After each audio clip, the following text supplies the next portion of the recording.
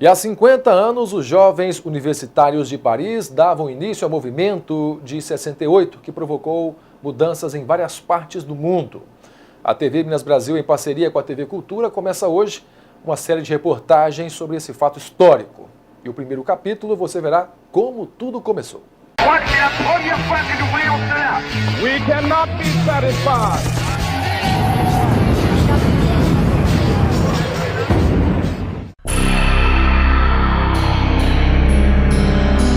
Maio de 1968, o mundo mergulhado na Guerra Fria entre Estados Unidos e União Soviética. Na França, pouco mais de 20 anos após a ocupação nazista, as ruas de Paris voltaram a ser tomadas.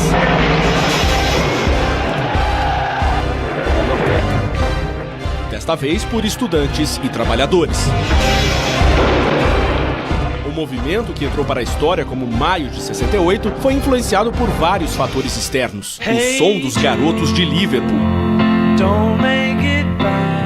os ecos do Vietnã, os ventos do socialismo, o desejo de liberdade e o assassinato de Martin Luther King, que lutava pelos direitos civis nos Estados Unidos, alimentaram a fogueira da rebelião.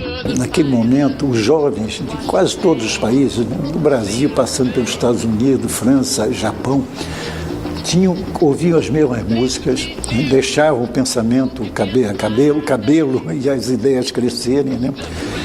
Cantavam, né, os mesmos, falavam as mesmas coisas, quer dizer, tinham os mesmos anseios, né?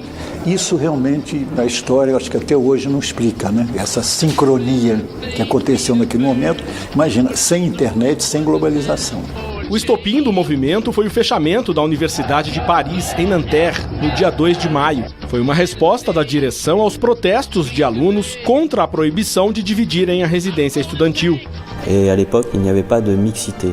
Na época não havia mistura, existia uma residência estudantil para os homens e uma outra para as mulheres, e a maioridade era aos 21 anos e não aos 18. Então a primeira contestação vem de lá e da possibilidade de receber em seu quarto mulheres e homens. O tema do desejo também foi muito recorrente, né? Essa ideia de que maio de 68 representava, já que estava muito associado inclusive à revolução sexual, a possibilidade dos meninos dormirem com as meninas na universidade, a ideia do sexo livre, que também era uma demanda do movimento hippie americano.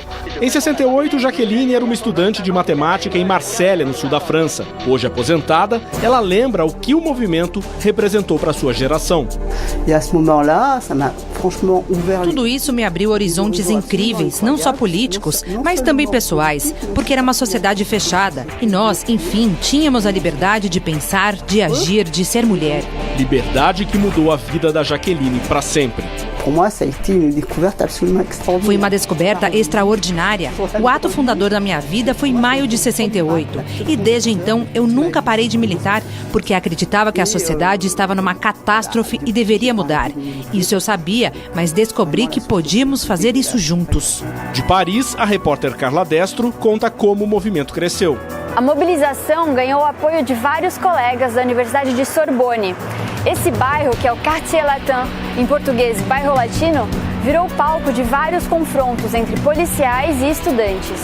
Donc, l'administration a décidé de déclarer hors la loi ceux qui sont dans la Sorbonne, donc ils occupent la Sorbonne. Quartier Latin, bairro latino de Paris, virou palco de confrontos entre estudantes e policiais. Jaqueline participou de manifestações em Marselha e Paris. Foi o que era chamado na época de porta-coque. Eu carregava coquetéis Molotov. Eu tinha uma espécie de bolsa com 3 ou 4 garrafas. Eu não tinha me dado conta do quanto isso era perigoso. Logo, os protestos ganharam a adesão dos trabalhadores, que queriam melhores salários e condições de trabalho. Estamos no momento em que entrávamos na sociedade do consumo na Europa, e esse proletariado está excluído. Esta é a condição que vai ser um dos elementos determinantes, um dos pontos essenciais de maio de 68. Barricadas foram montadas nas ruas de Paris. Uma ofensiva policial na noite de 10 de maio deixou mais de 1000 feridos.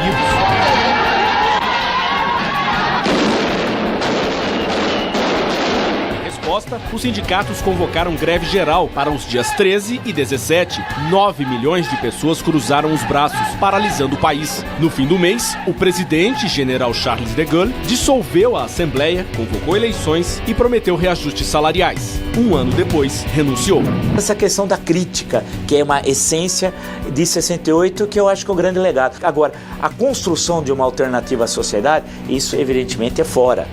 Hoje está fora do catálogo das alternativas, né? Porque ninguém mais fala em sociedade socialista, em castrismo, em maoísmo, né? Ou num socialismo de face humana, entre aspas, como o Dubček no caso da Tchecoslováquia. Isso acabou.